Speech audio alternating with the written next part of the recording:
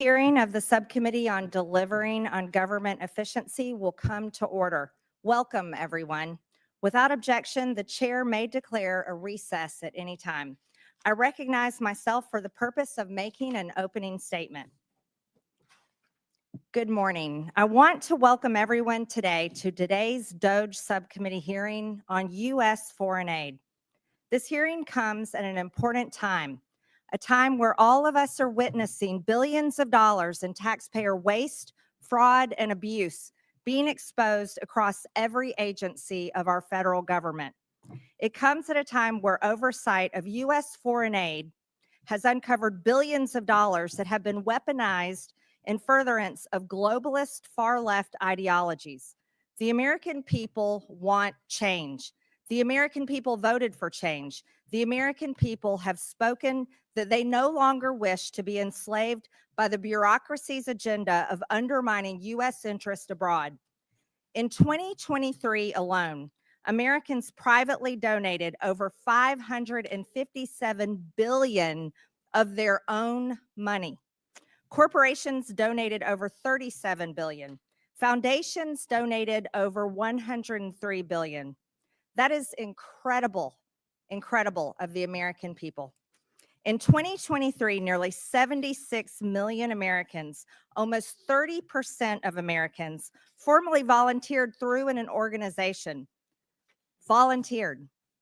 The government did not make them do that. They did this on their own. Donating and volunteering time is what supports schools and shelters, hospitals and hotlines, food banks, and more across only our country. Not only our country, but across the world. Ask anyone in Western North Carolina. Whether it be individuals, churches, or businesses, the American people are the most generous people in the entire world. And I'm so proud of that. They should be the ones who decide where their money goes. They can choose if they want to donate to a charity, a school, a church, or a nonprofit. They can choose if they want to privately donate to a transgender salon in Mumbai. They can choose if they want to privately donate to the British Broadcasting Corporation. They can choose if they want to privately donate to the Wuhan Institute of Virology through EcoHealth Alliance, or to electric vehicles in Vietnam, or to changing the national census in Bangladesh to be more gender inclusive. That is something they should be able to choose. That is something they should never be forced to do by our government. The Democrat-run USAID should not get to use our federal government, our U.S. taxpayer dollars, as their party piggy bank to push their radical agenda in countries that we have no business giving money to.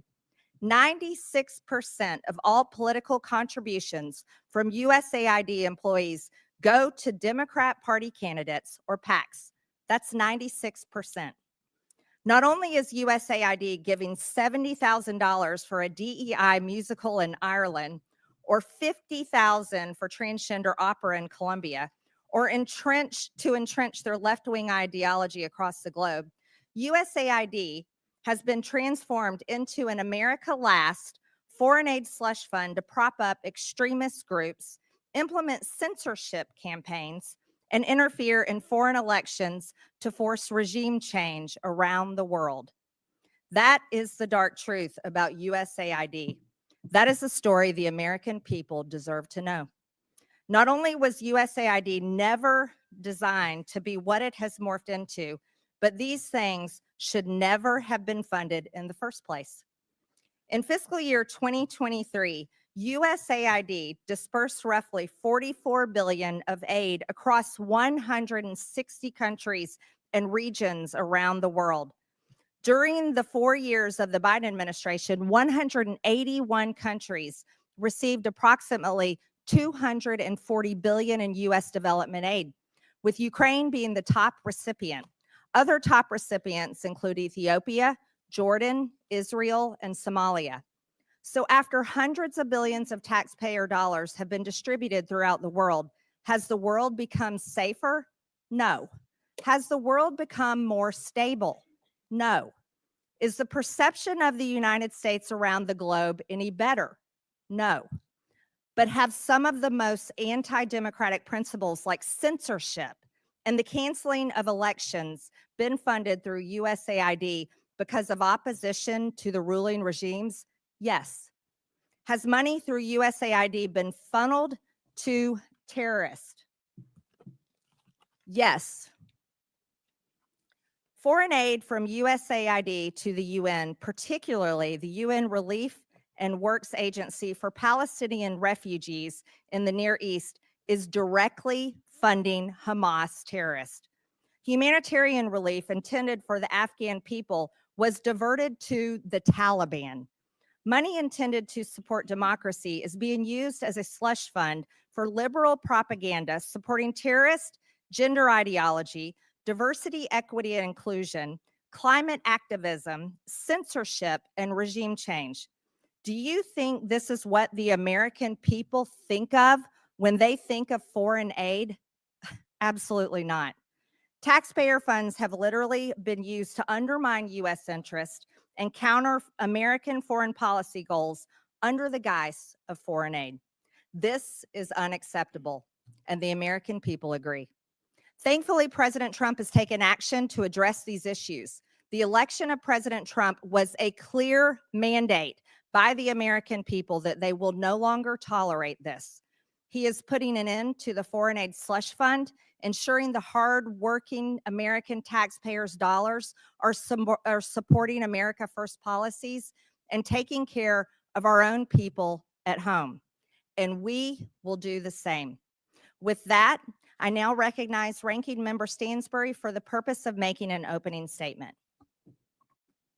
All right, well, good morning, everyone, and welcome to the Elon Musk Chainsaw Massacre, except for this remake of a classic is terrible because it's hurting real people, and its lead character, Mr. Musk, hasn't shown up in front of this committee or Congress at all. We also, of course, call this the Subcommittee on Doge or Project 2025, as we'll see here during the Q&A. So today, in this hearing on foreign aid, which the GOP has called, you're going to hear all kinds of wild conspiracy theories, accusations, and unfounded data. It's designed to confuse and provide cover for Donald Trump and Elon Musk in their reckless gutting of our foreign aid and our reordering under the Trump administration of international affairs. But before we dive into the details, I want to zoom out and provide some critical context here about why this is happening.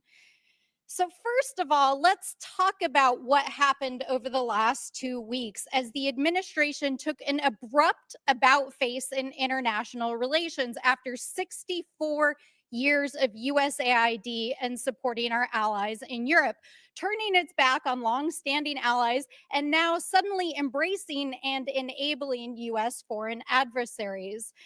Let's do a little oversight here. Last week, the administration shocked the world as the vice president took to the global stage and addressed European leaders and informed them that the Trump administration believes that the greatest threat to Europe is not the autocratic leader who invaded our Western ally 3 years ago and committed war crimes and atrocities against the Ukrainian people and threatened Western democracy, but instead the VP said it was, quote, a threat from within. He then snubbed our German allies and, in an unprecedented move, tacitly endorsed and then met with a far-right candidate from the German parliament who Elon Musk has spent months backing. This is a party that is so extreme that even conservatives in Germany will not form a government with them.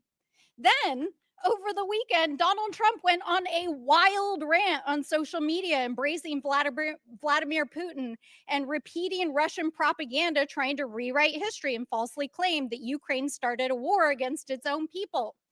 Then, on Monday, Trump had the United States of America vote against Russia, vote with Russia, North Korea, and China as 4 of the only 8 countries in the world voting in the UN against a resolution supporting Ukraine and affirming Ukraine's sovereignty.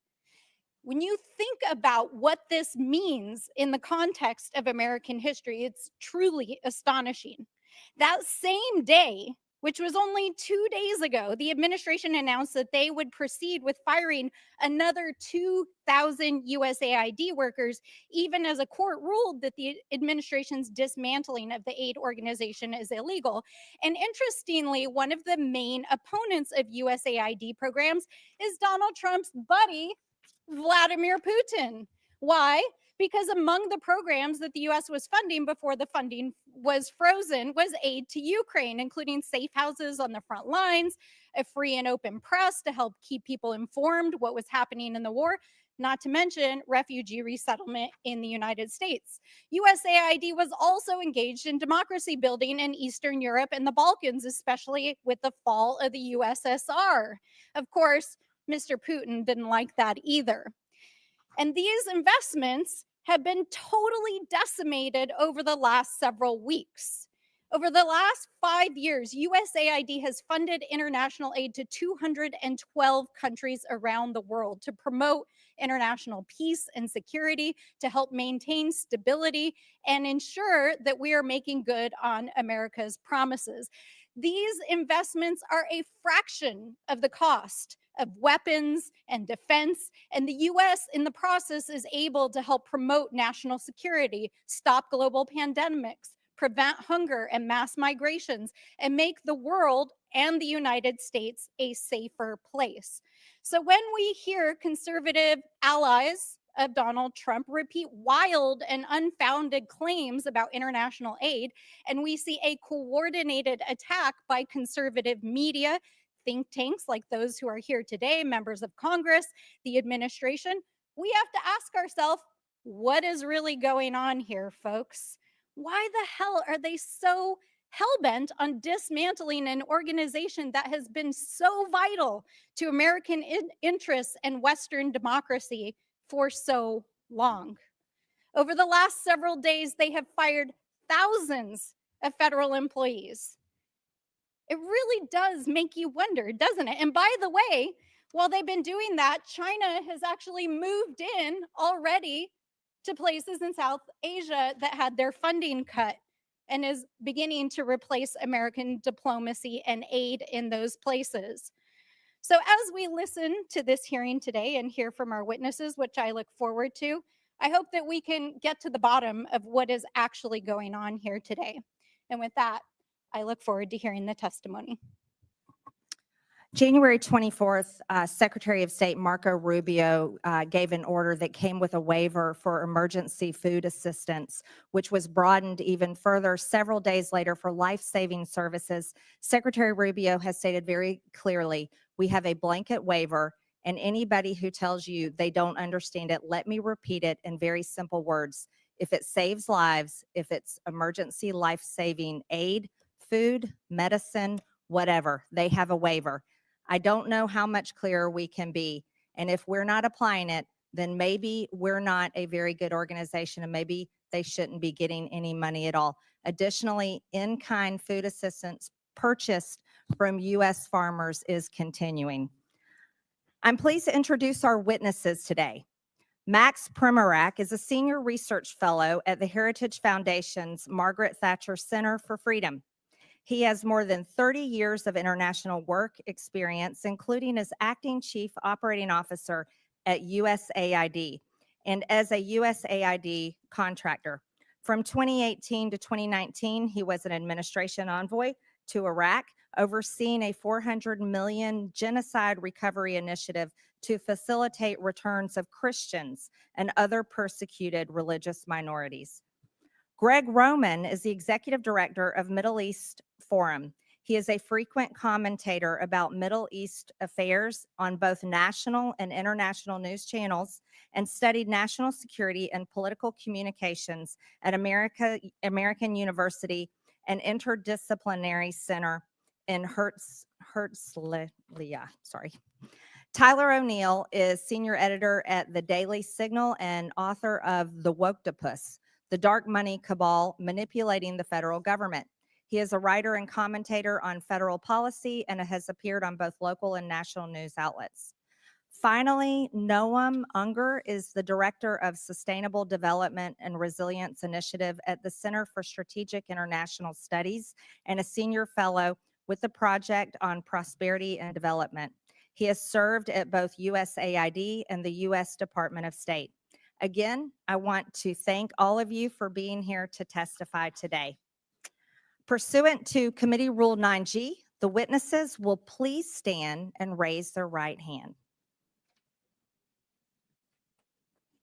Do you solemnly swear or affirm that the testimony that you are about to give is the truth, the whole truth, and nothing but the truth, so help you God?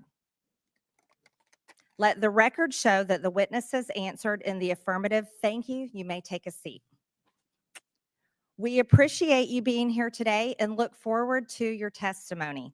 Let me remind the witnesses that we will have read your written statement and it will appear in full in the hearing record. Please limit your oral statement to 5 minutes. As a reminder, please press the button on the microphone in front of you so that it is on and the members can hear you. When you begin to speak, the light in front of you will turn green. After 4 minutes, the light will turn yellow. When the red light comes on, your 5 minutes have expired, and we would ask that you please wrap up. I now recognize Max Primorak for his opening statement. Madam Chairman, thank you for this opportunity to testify before this very important subcommittee. The views I express here today are my own. Over the past few weeks, indeed, we have been treated to a daily litany of examples of waste, fraud, and abuse of taxpayer-funded foreign aid.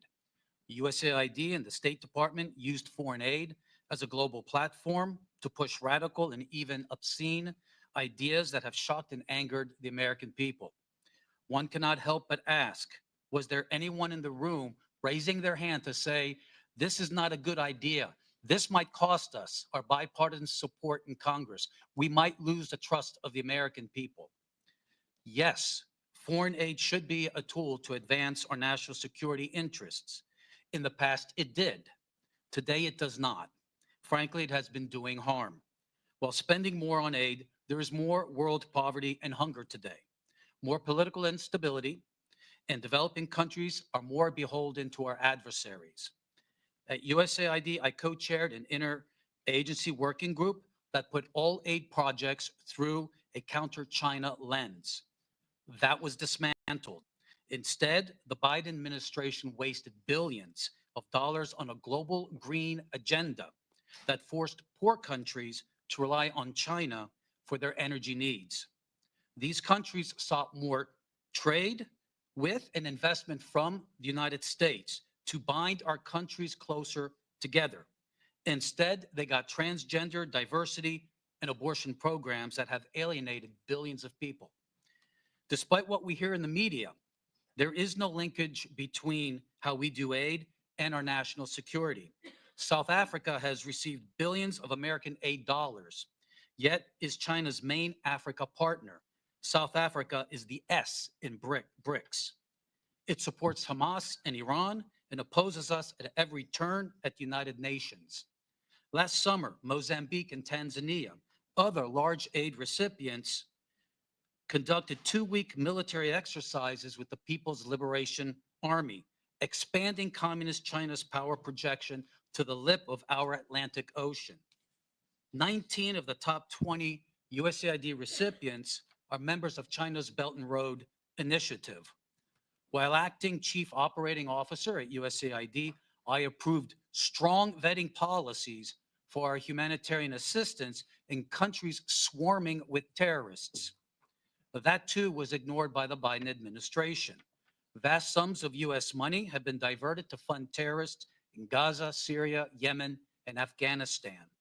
NGOs have been hit with heavy fines for violating our anti-terrorism financing laws. But closer scrutiny is warranted, for the problem is endemic in the aid culture. Last year, USAID launched its $45 million Global Civil Society program based on the social theories of an Italian Marxist. Literally, we have been funding radical NGOs around the world that oppose capitalism, democracy, NATO, and Christianity. None of this is counter China. This is counter America. Again, a resounding yes that foreign aid can be a powerful tool of diplomacy to promote freedom, prosperity, and peace in accordance with our national interest and our values, but not as an instrument of progressive imperialism. Regardless of which party controls the executive branch, aid officials must ensure that every single foreign aid program can pass the Middle America smell test on waste, fraud, and abuse. Aid decisions must always secure bipartisan support. There must be full transparency on who is being funded and what they're doing, not only for the members of Congress, but especially for the American people. The fiduciary failure of our aid officials over the past 4 years has done tremendous damage to foreign aid's credibility and America's standing in the world. Thank you, and I look forward to your questions.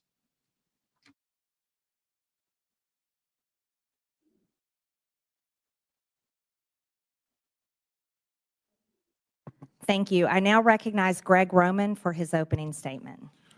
Madam Chairman, ranking member, and distinguished members of this committee, thank you for the opportunity to speak today. My name is Greg Roman, Director of the Middle East Forum, and I'm here because there's a fox loose in the henhouse of our foreign aid system, a system intended to uplift lives abroad that instead has funneled millions of taxpayer dollars to radical and terrorist-linked organizations. If we don't fix these fences now, we risk fueling violence against our allies, our troops, and potentially ourselves. Let me be clear. This is a problem that began under the Obama administration and was exacerbated under the Biden administration. It's a problem that has been brewing across both of these 12 years of governance by a bureaucracy so insulated it can't always tell teachers from terrorists. The result is moral confusion among grant officers who unwittingly, and in some cases, may intentionally bankroll extremist causes. At the Middle East Forum for the last 12 years, we've engaged in oversight over all public spending relating to foreign aid, specifically those relating to Middle East and Islamist causes. And we have identified over $122 million, which has ended up supporting radical organizations or even directly bankrolling organizations which are considered to be terrorists by the U.S. government. That's not pocket change. That's a jackpot for the wrong crowd. In terms of our specific findings, World Vision. Over the past 2 decades, this major evangelical NGO has received nearly $2 billion from USAID. But in 2014, World Vision facilitated a $125,000 grant to the Islamic Relief Agency, an entity linked to Al-Qaeda. Even after a whistleblower raised red flags, USAID rammed through the funding, pressured by World Vision, Sudanese warlords, and even U.S. officials who lobbied to delist the terror organization. Helping Hand Relief and Development. In 2023, only 2 years ago, it received a $78,000 grant from USAID, despite openly working with the terrorists who orchestrated the 2008 Mumbai massacre in India. Worse, the offer and grant came after the USAID Inspector General launched an investigation into a prior grant to the same group. The Jamal Trust Bank in Lebanon. USAID dollars helped pad the pockets of this financial institution, later designated by the U.S. Treasury Department as a terrorist sponsor for sponsoring Hezbollah. This was no mere oversight. It points to a broken system that handed cash to a future terror financing entity. Some graphical evidence. Behind me, you'll see the Bayadar and Unlimited Friends Association, 2 groups in Gaza. Members of the Gazan charity Bayadar cozy up to senior members of the Hamas Politburo, like Abdul Salam Haniyeh, the son of slaughtered Hamas leader Ismail Haniyeh, credited as one of the planners of the October 7th attacks on Israel, which killed Israelis and American citizens. Meanwhile, UFA officials have called for their lands to be cleansed from the so-called, quote, impurity of the Jews. You'll see behind me 4 images which don't just show members of Bayadar and UFA associating with members of Hamas, but also USAID officials, employees of the U.S. government, receiving awards because of their cooperation with these 2 Hamas-linked entities. You even have a Facebook post from a few years ago, which is the USAID office in Jerusalem celebrating their relationship with a Hamas entity. I can't find anything more disgusting. And as the ranking member said, we're looking for evidence. This is not a conspiracy. This is a U.S. government communication. Lastly, masking the money trail. Billions of dollars in USAID grants are lumped under miscellaneous foreign awardees, making it impossible for Congress, the media, or the public to track who's really getting the funds. According to public testimony in another hearing in this Congress, a portion of this money has ended up in the hands of al-Qaeda affiliates in Syria. How does this happen? The oversight conducted by USAID is as weak as a house of cards in a windstorm, like handing out cash in a dark alley and hoping it doesn't buy trouble. USAID's vetting system is archaic, relying heavily on self-reported data with no real-time checks or teeth. Primary grantees are entrusted to vet their own subcontractors, even when those grantees themselves might sympathize with radical causes. In places like Gaza or Sudan, groups with blatant extremist affiliations slip through because the so-called gatekeepers have no incentive or even an ideological desire to shut them out. This isn't a glitch. It's a feature of a broken system. And here's the kicker. It's a problem caused by bureaucrats now threatening American interests at home and abroad. It's not just about fraud, waste, and abuse. This is a threat to American national security and potentially criminal, and this committee should take action to ensure that the Department of Justice acts on it and does everything in Congress's power to not just investigate, but refer criminal actions to the proper authorities. Thank you. Thank you, Mr. Roman. I now recognize Tyler O'Neill for his opening statement. Chairwoman Green, members of the subcommittee, the last few weeks have featured revelation after revelation of how our tax dollars have been spent propping up radical left-wing causes across the world. Yet what struck me about the abuse of foreign aid has been the connections with leftist activists here at home. As a senior editor at the Daily Signal, I researched the left's dark money network, which propped up the influence campaign I expose in my book, The Woktopus. I found that leftist elites prop up NGOs that staffed and advised the Biden administration, pushing unpopular policies on the American people through the bureaucracy. In my remarks, I will present 3 examples of how the left's dark money network intersects with just one agency focused on foreign aid, the U.S. Agency for International Development. The views I will express in this testimony are my own. The left's dark money network features George Soros and his Open Society Foundations, the Tides Foundation, and the network of nonprofits established by Arabella Advisors.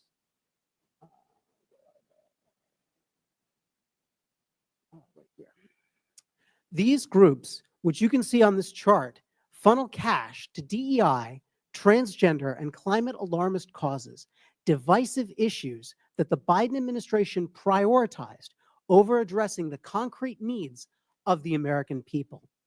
The left's dark money network has deep ties to USAID, which has rightly received renewed scrutiny under DOGE and after Elon Musk shined a light on it.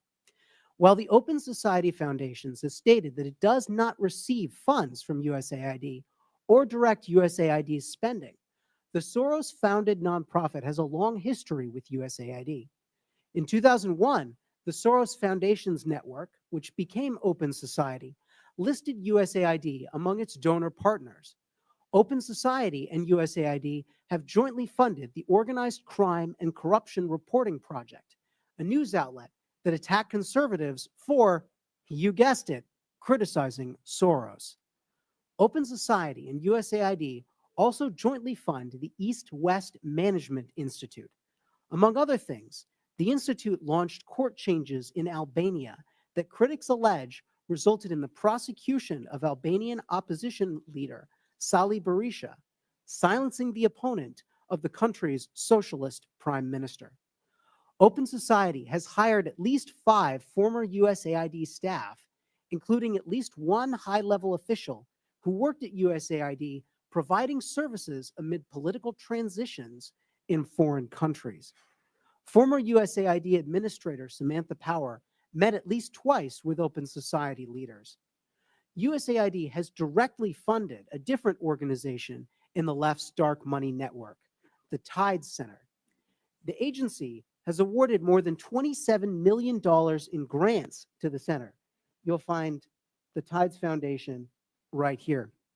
The Tide Center has funded many of the leftist groups that influence the Biden administration, and it also operates its own in-house nonprofit called Palestine Legal, which represents anti-Israel rioters in court and gives them legal advice. Former USAID staff have also gone on to work for Arabella Advisors, which is a for-profit company that set up pass-through nonprofits. These groups allow donors to support specific projects without being associated with these projects. One of the nonprofits, New Venture Fund, set up a secretive group called Governing for Impact.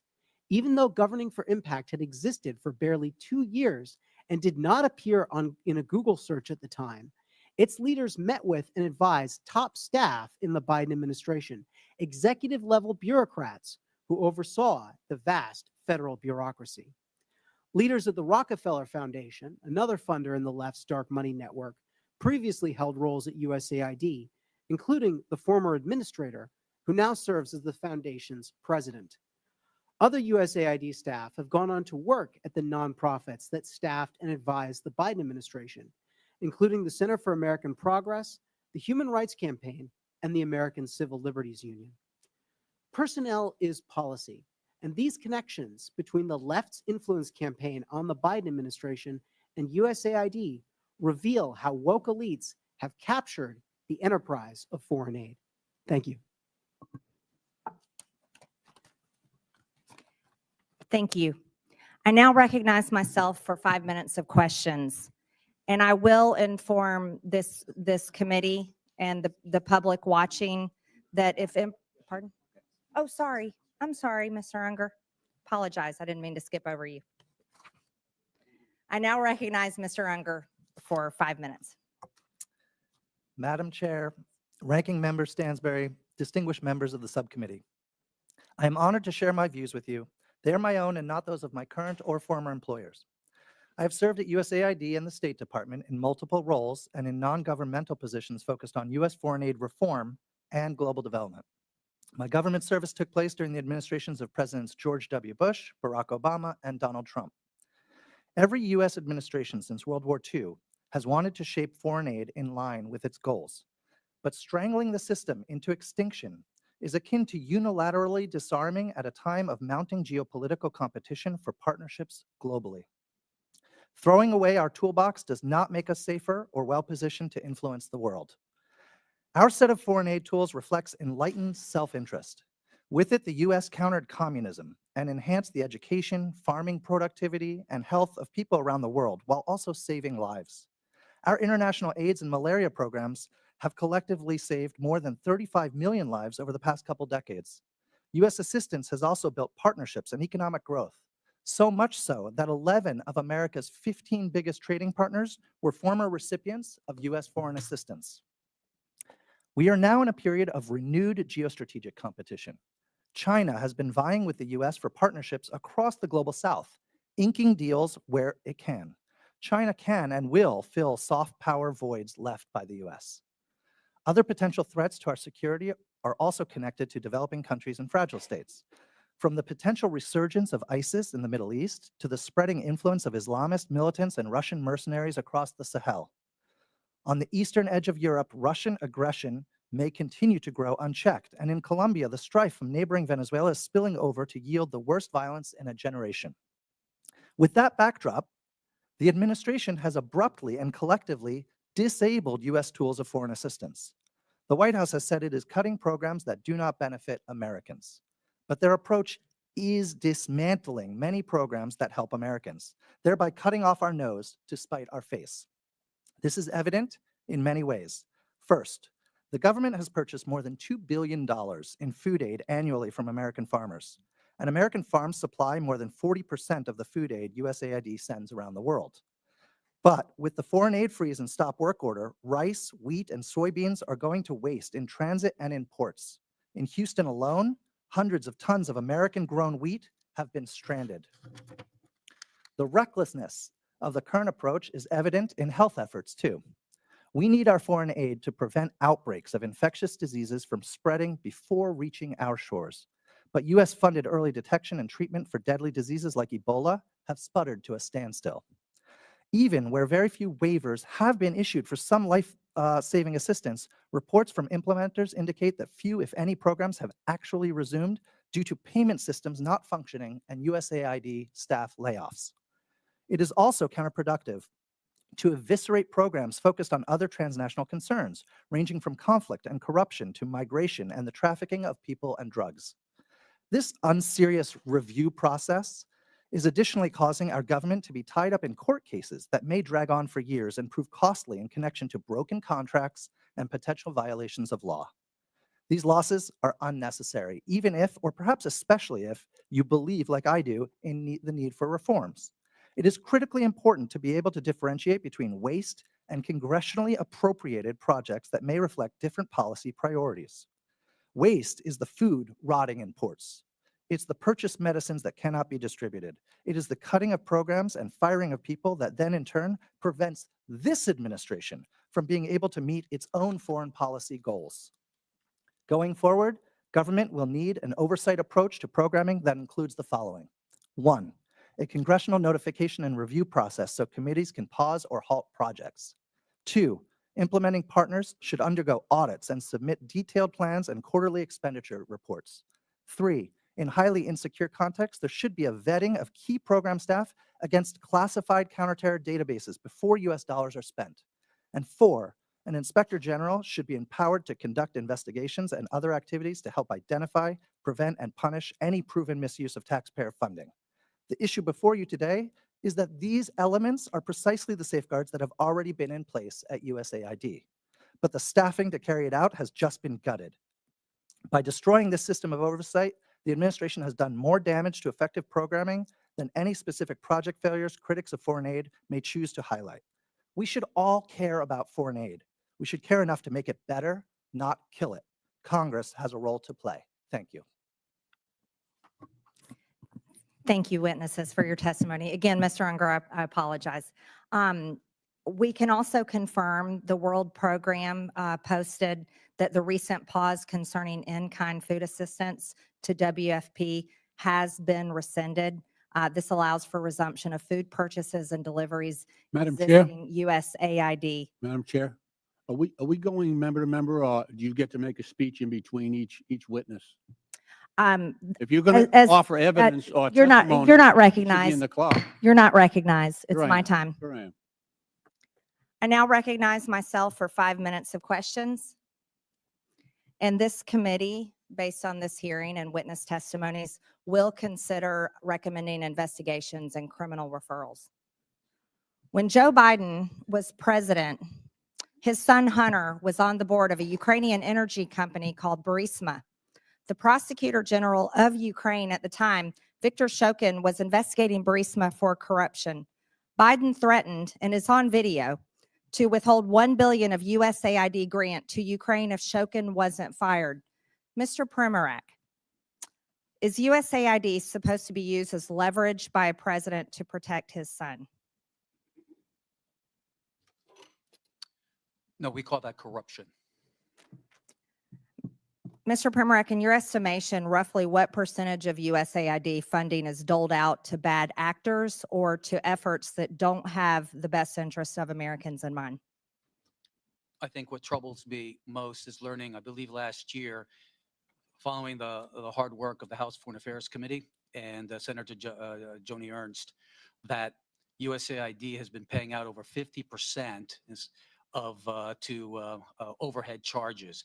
The Office of Inspector General of USAID criticized the agency for not knowing the overhead charges being handed out to all of these actors for $142 billion of disbursements. That is extremely troubling. Yes. Mr. Primorak, Samantha Power, Biden's USAID administrator, openly spoke about her agency's efforts to promote democracy around the world. In your estimation, Mr. Primorak, is that what she was doing? If not, what was USAID doing during the Biden administration? Let me cite the Holy Father, Pope Francis, who accused USAID and other donors of promoting ideological colonization, pushing a radical ideology onto the developing world that is anti-family and anti-life. It has been asserted that USAID spent tens of millions of American taxpayer dollars to promote propaganda in Brazil in the lead up to the Bolsonaro Lula election in 2022. It has been claimed that this funding was used to pass censorship laws and silence Bolsonaro's online presence, and even bar him from running for office in the future. Mr. Primorak, can you offer any insight into these allegations, or at least comment on whether the U.S. should play a role in toppling democratic processes around the world? I think what we saw was USAID weaponized by the Biden administration and by Samantha Power to attack any party that was conservative. It just didn't happen in Brazil. It also happened, for instance, in very pro-America Poland and Hungary as well. One of the most extensive examples of regime change operations fueled by USAID is that of their role in the Syrian civil war aimed at toppling Bashar al-Assad. Reports from DD Geopolitics and other sources estimate that USAID funneled over $15 billion into Syria over a decade, covertly funding opposition groups, mercenaries, and anti-government networks under the cover of humanitarian aid. This included support for militant factions and propaganda efforts, often in collaboration with the National Endowment for Democracy. The operation culminated in Assad's overthrow in 2024 by Western-backed groups, with USAID's financial trails documented in congressional budget reports and criticized by Syrian officials as interference masked as assistance. Mr. Roman, do these kinds of activities carried out by an American agency make Americans safer at home, or do they risk embroiling us in more deadly and costly foreign conflicts?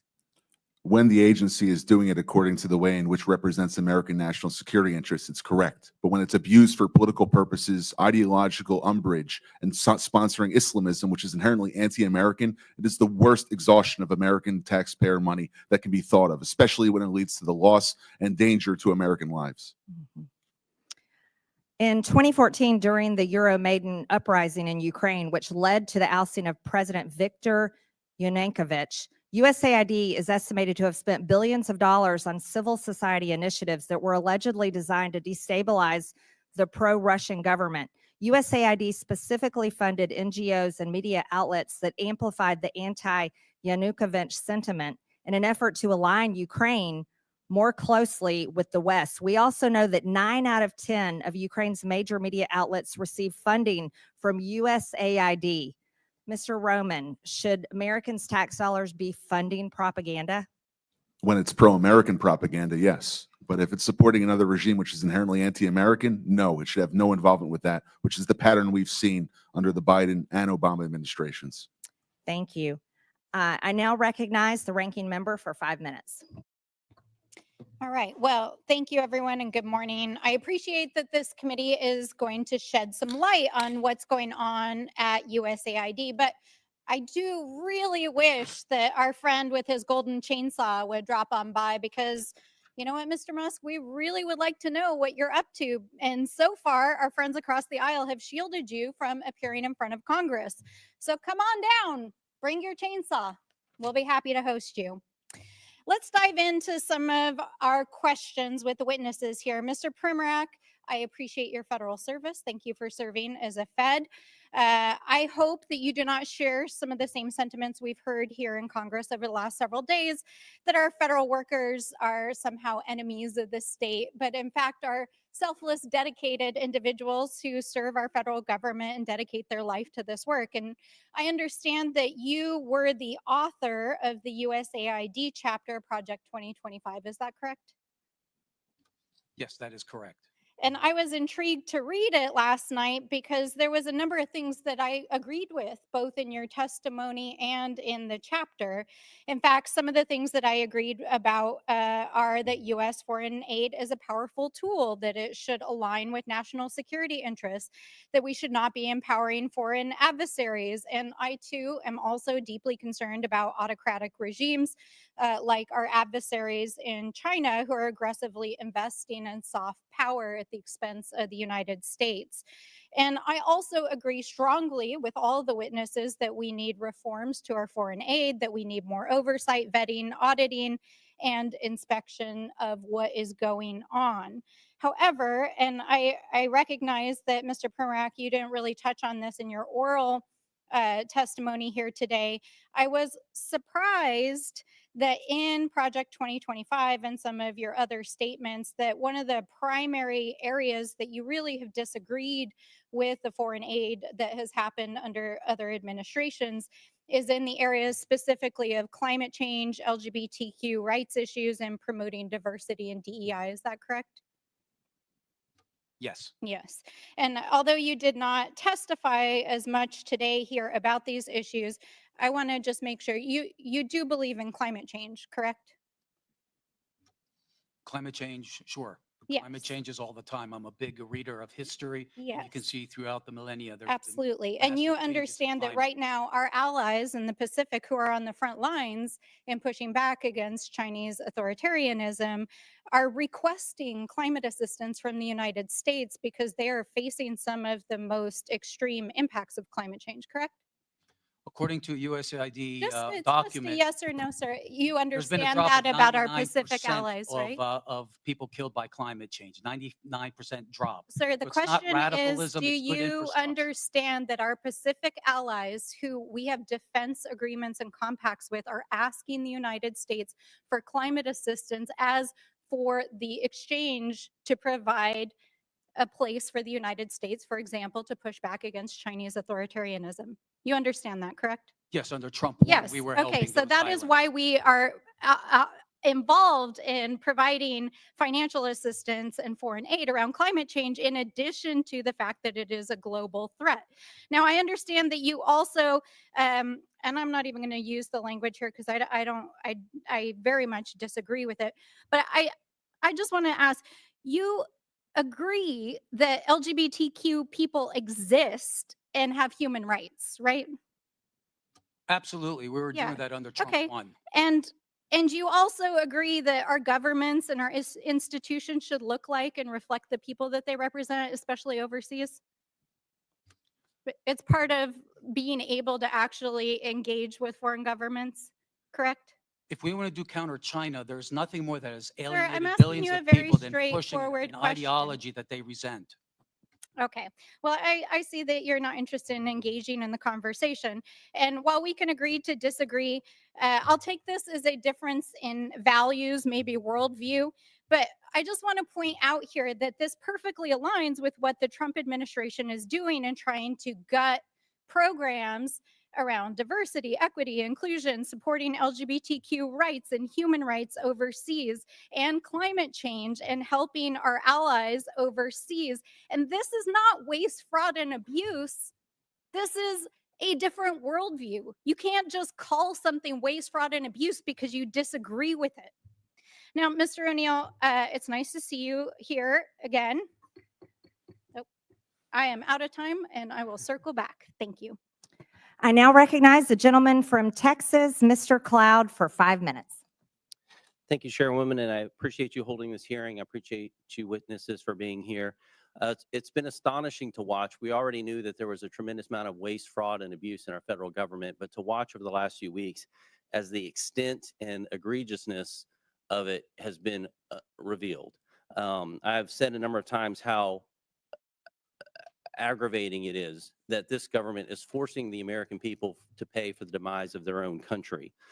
We've seen this a number of times, especially in how foreign aid is treated. And much of this funding we're realizing now, as Mr. O'Neill has pointed out, we're uncovering is the world's largest money laundering scheme in history. And so I would like to think that if these kind of things were put to a vote, that our friends on the left wouldn't vote to support a pickle maker in the Ukraine, or to have transgender operas in other countries, or to send people to Paris Fashion Week and the like. I would like to think if that was a vote, that would also get a no vote on the other side of the aisle, that this is stuff that is not necessarily, the taxpayer dollars shouldn't be funding. But you got to wonder about the vitriol you see when these things come uncovered to protect these things. Now, definitely the border trafficking institution that was set up, the complete industry, the censorship apparatus. Those are examples where we really saw that these taxpayer dollar funds were going to these NGOs that were purely leftist organizations that were turning out voters and getting all this, basically being a campaign front at taxpayer expense. And so you got to wonder how this is happening, because this is not in the legislation. There's no line item in a legislation that has these sort of things in it. So, Mr. Primack, I'd like to ask you, where are these decisions being made? Who's making the decisions about where these dollars go? This is a combination of cooperation between the Congress and the White House. I can tell you that during my tenure at USAID, everything that we did had strong bipartisan support. Unfortunately, when President Biden came in, But it's someone in an agency somewhere. Is that right? Making the decision at a how's that decision made? Who's making that decision? Like, that is before the check goes out, who's pushing the button that says send this check?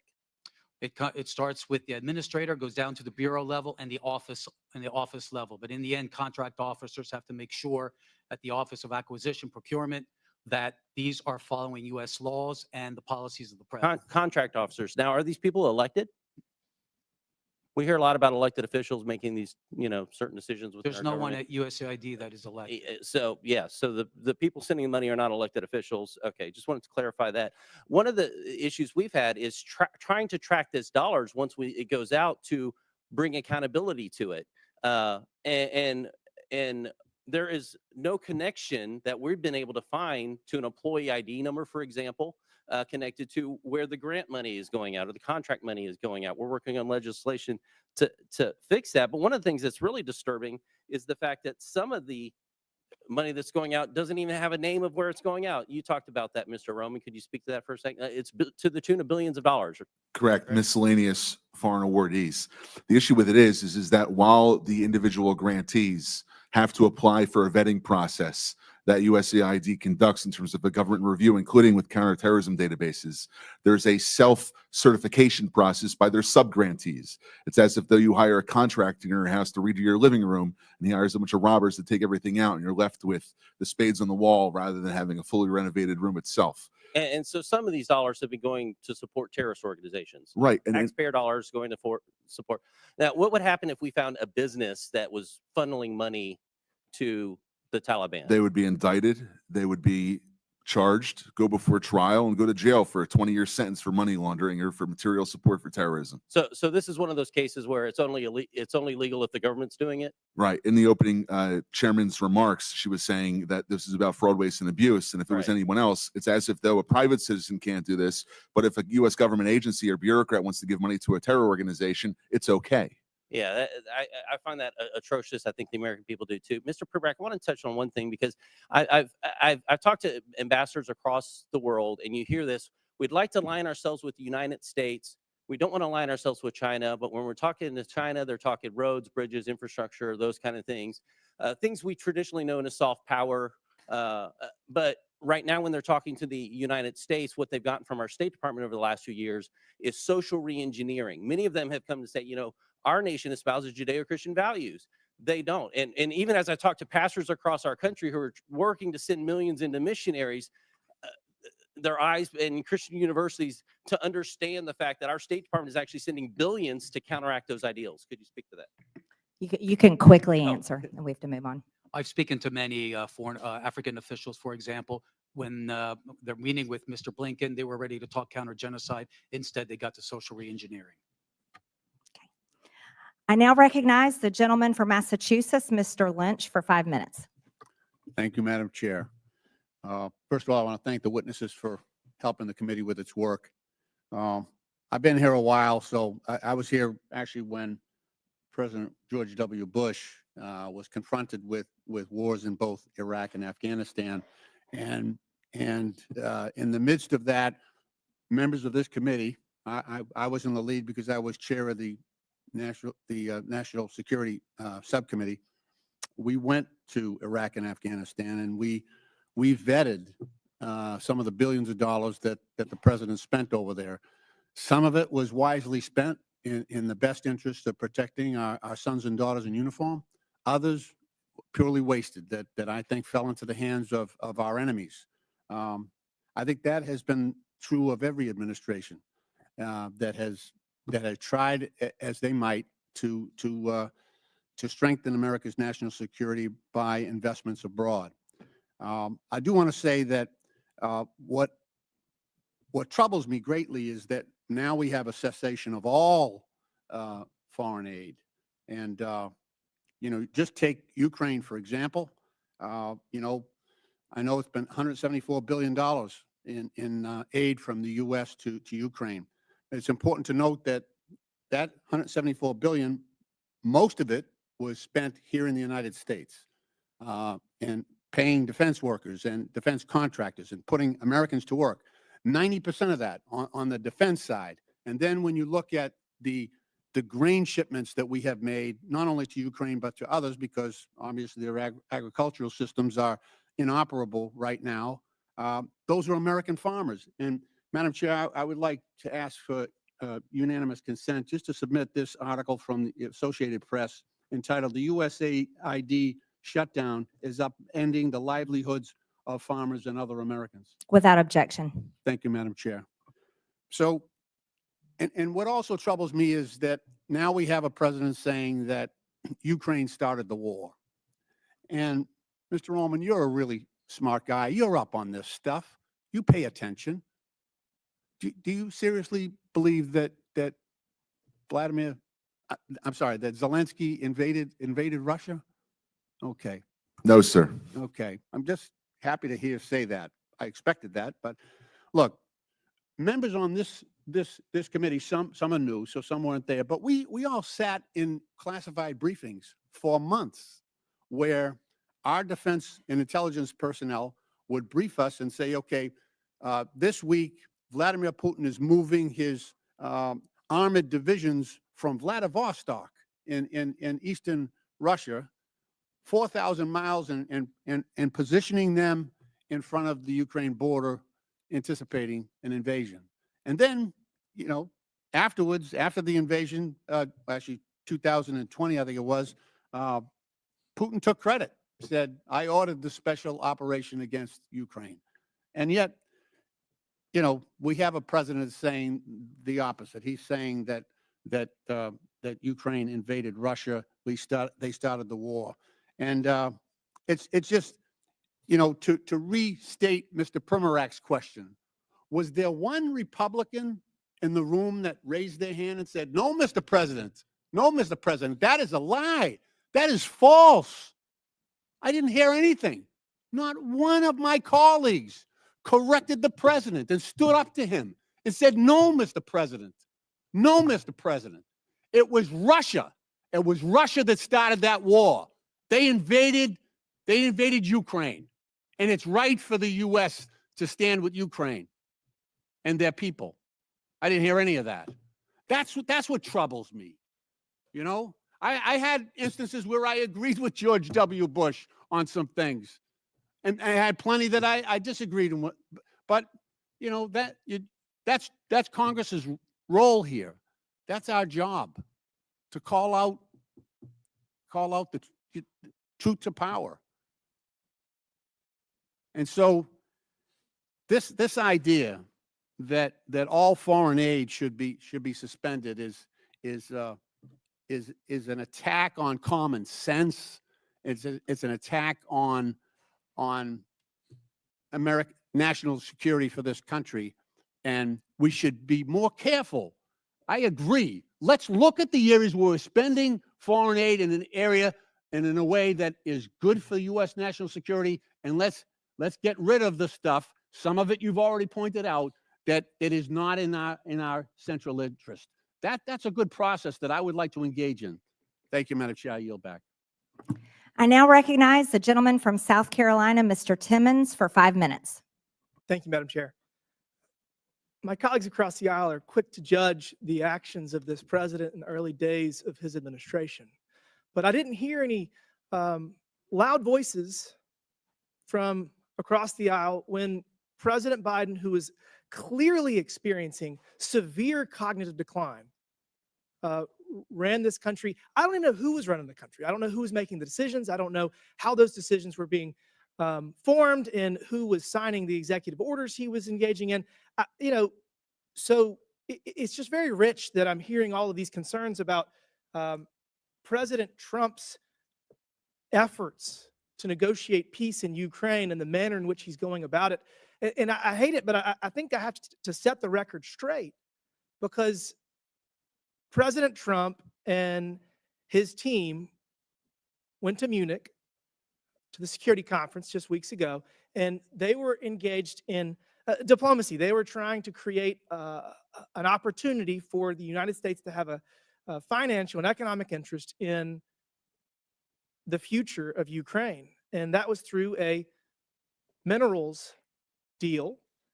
The U.S. has a strategic interest in having a long-term supply chain for rare earth minerals. And so President Trump said, we can get on board with this. Let's do this. It might not be the NATO membership that they want, but it's a close second. And so your concern is related to those conversations, because Zelensky originally said, yes, let's do it. That sounds like a good deal. And then within 24 hours, he backtracked. He did 180. And he actually started disparaging President Trump. And he was disparaging the administration. So, yeah, President Trump said some things and tried to create pressure to then bring Zelensky back to the table. Whoa, guess what? Guess who's on the way to Washington to sign the minerals deal? So I get it that my colleagues across the aisle want to throw stones at everything that President Trump does. My favorite was when President Trump was engaging with Canada and Mexico, and the Democrats didn't even have time to throw stones at his attempt to bring them to the table to secure their side of the border, because it only took them 4 or 5 hours to come to the table. The articles hadn't even gone to print yet. So look, President Trump is going to negotiate peace in Ukraine. He's going to bring all of our hostages home in Gaza, and he has deserved the leeway. Now to the issue at hand, USAID. 77 million people voted for President Trump because we are out of balance. The Biden administration, whoever was running the show, engaged in ridiculous policies that the American people disagree with, whether it's with DEI or trans policies, whatever it is. We're turning the page, and we're not going to abdicate our leadership in the global community. We're going to hit reset, because we are so out of balance that all we can do is go to zero and then build back. Because we're not going to spend $2 million on sex changes in Guatemala, or $32,000 for a transgender comic book in Peru. These are ridiculous policies that the American people have overwhelmingly said they do not want. So, Mr. Roman, to the issue at hand, how do we make sure when we get our foreign aid back running that we don't give money to terrorists? That's a great question. So there's 4 recommendations that I would offer. The first is no more miscellaneous listings, as we had heard from the gentleman before. We have to use public vetting processes that require complete transparency, encourage independent audits, and mandate Can we go strict back to that? screening. Why did we not have transparency before? I have, for the last 18 months, been trying to get information about a grant made to what we believe is a Hamas affiliate, and the Freedom of Information Act Department, or the Freedom of Information Officer at USAID, has stonewalled me for the last year and a half. And this goes back all the way to 2015. It's as if though Bureaucrats think they know better. bureaucrats think they know better. Guess what? We're going to create transparency across all of government. And that is what President Trump is doing through Elon Musk. Elon Musk has been asked by the president to serve, and he is going to bring transparency, not just to USAID, to every single nook and cranny of the government, because that is what the American people want. And it's 2025. We have the ability to do that.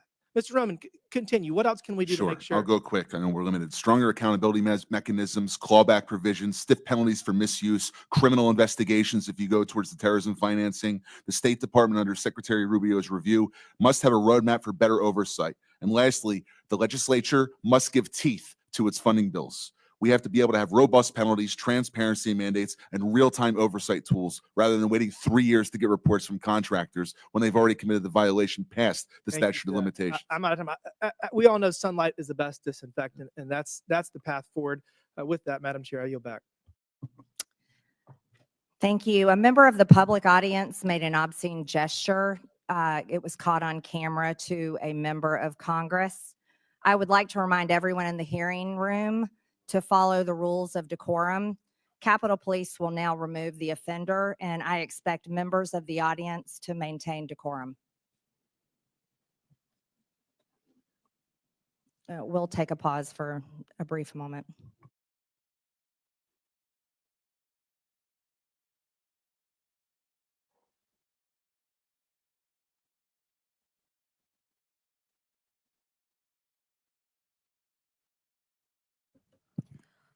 point of order or a point of clarification, Madam Chair. Okay. Well, never mind.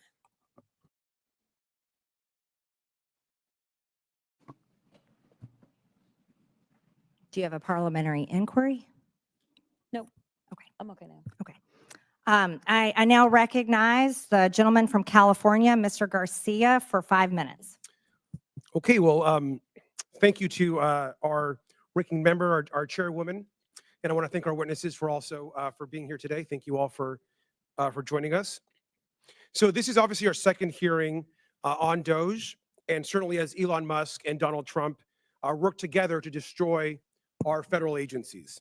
Now, a lot has happened in just the last few weeks since Doge has been off rating the federal agencies that we care so much about. We know that FAA staff have been fired, making our airspace less safe. Veterans Affairs staff have been fired, risking services for our vets. Food safety and health staff have been fired as we face a bird flu pandemic. And all of our agencies have been thrown into chaos by Elon Musk's emails demanding, of course, that federal workers respond to what they're doing in the last week, which he's now had to, of course, retract. Now, we're here today to discuss Elon's attack on foreign aid, which has been severe. And I want to also bring again, this is a pic of co-president Elon Musk, who, of course, is leading Doge. And I brought this pic, of course, to our last hearing. And I know some folks were upset by it. But just to be clear, we know that Elon Musk is dangerous, he's incompetent, he's chaotic, and he's killing programs that we rely on. We know that he's helping to push through massive cuts to Medicaid that could rip healthcare away from millions. He's pushing tax cuts that will benefit him and his billionaire friends. And he is causing real harm to federal workers. Now, some of Mr. Musk's most damaging actions have actually been towards USAID, which we're discussing today. Over 14,000 adults and 1,500 infants have now been estimated to have possibly died because of the Trump administration's attack on AIDS treatment programs that are actually ongoing, as we know.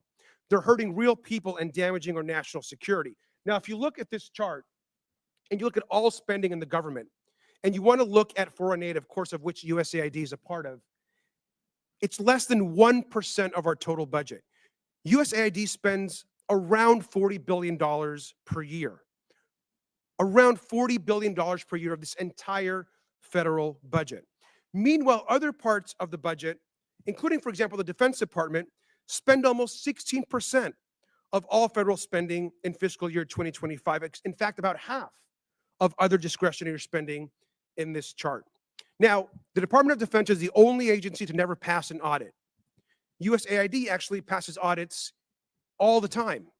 And yet we're attacking the one agency that actually is able to pass an audit while we leave untouched the agency, of course, that can't even pass an audit. Last year, the Department of Defense failed to account for 63% of its assets. Trillions of dollars worth of equipment haven't been properly documented. And it's not just their failure to pass an audit. I want to just quickly ask about some key programs that are over budget and behind schedule. This, of course, we know here is the F-35 fighter jet, which will cost us $2 trillion over the course of its life cycle. These planes are often delivered late. They often cannot fly. And right now, we know that the F-35 is $183 billion over budget. Mr. Unger, which is more, the $183 billion cost overrun of the F-35 or the entire USAID budget? The former that you mentioned, sir. And this is the Littoral Combat Ship. The Navy, by the way, thinks this is basically useless in actual combat. Could have a lifetime cost of over $100 billion, according to ProPublica. Mr. Unger, that's also way more than the entire USAID budget. Is that right? Yes, way more. Thank you. And I also want to just ask you about the Central Intercontinental Ballistic Missile Program, which has seen its costs soar over 81% during its program cycle. It costs $141 billion with cost overruns and soaring program cost. Mr. Unger, you know what I'm going to ask you, but is $141 billion more than the entire USAID budget? Absolutely. Mr. Unger, Elon Musk and his companies have received about almost $40 billion in government contracts, loans, subsidies, and tax credits. That amount, that roughly $40 billion, is basically enough to run USAID for an entire year. Is that correct, Mr. Unger? That is correct for USAID's budget and the programs that it manages. The majority isn't talking about Elon Musk programs or asking them here to testify. They're attacking USAID and are supporting a billionaire who gets richer every single day. We got to push back every single time. And with that, I yield back. I now recognize the gentleman from Tennessee, Mr. Burchett, for 5 minutes. Thank you, Chair Lady. Mr. Roman, are you aware that we are sending $40 million a week to the Taliban? Yes, sir. Can you name other instances of foreign aid going to terrorist organizations? We have assisted al-Shabaab in Somalia. There's been instances of the Hamzi network in Sudan, Hamas, Islamic Jihad, Hezbollah, Kata'iba Hezbollah, Hayat Tahrir al-Shams in Syria. Dozens of terror organizations have received indirect assistance from U.S. foreign aid. Could you elaborate a little bit on the mechanisms in place that are to stop foreign aid from going to terrorist groups, and why are they not working if we have any in place? And I Sure. would note that these are, you notice these are terrorist weaponry. You see some AKs, SKSs, some snipers, some clips, some clip carriers, probably made in China. And I believe these are small landmines here beside right there. Let's use Gaza as our case study. $2.1 billion in American taxpayers' money to Gaza since October 7th when Hamas invaded southern Israel. USAID money was going in terms of an emergency use authorization to try to go to parties that USAID formerly had a relationship with in the Gaza Strip. They had to have been vetted by OFAC. They should have been vetted against the special designated terror list from the State Department and from other Treasury organizations. Waivers were granted because they said that there was an emergency use to have that money come in to Gaza, thereby jettisoning the usual typical screening procedures. As a result, 90% of aid that was going from the United States by way of its agents in Gaza ended up in Hamas-controlled areas. And this is ridiculous. Essentially, what the U.S. assistance to Gaza did was underwrite the ability for Hamas to survive until the ceasefire was just passed a few weeks ago. There was no strategic thought for it, and there was no screening. Seems like the emergency might have been armed terrorists to kill civilians. Would that be accurate?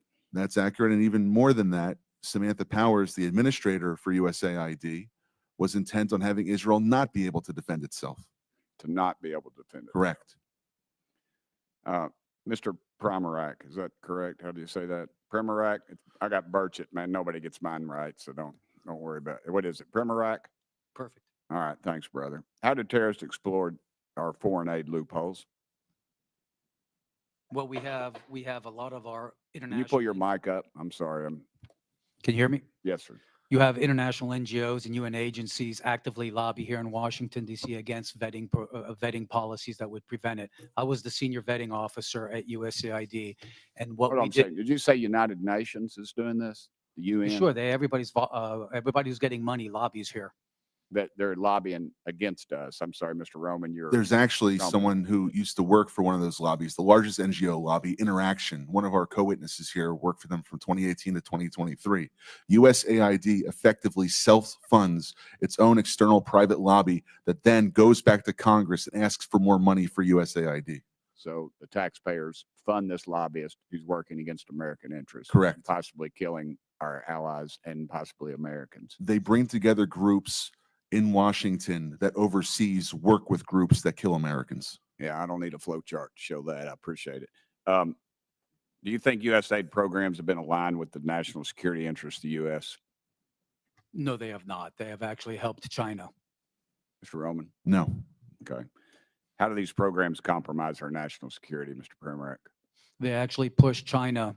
They actually push much of the world towards China on the green energy agenda. They push people, ordinary people, billions of people towards China because of the resentment caused by our social re-engineering. Are we being lobbied by these pro-communist China groups currently? But a lot of these countries don't even have to lobby because they get the money anyway, like South Africa. Yeah, Mr. and in Bowman. fact, these lobbyists have come to the House and have tried to kill legislation like HR 160, which was meant to increase transparency in USAID's funding of overseas Is that a organizations. current piece of legislation? That's from the last session, And give me that number again. HR 160. And what does it do?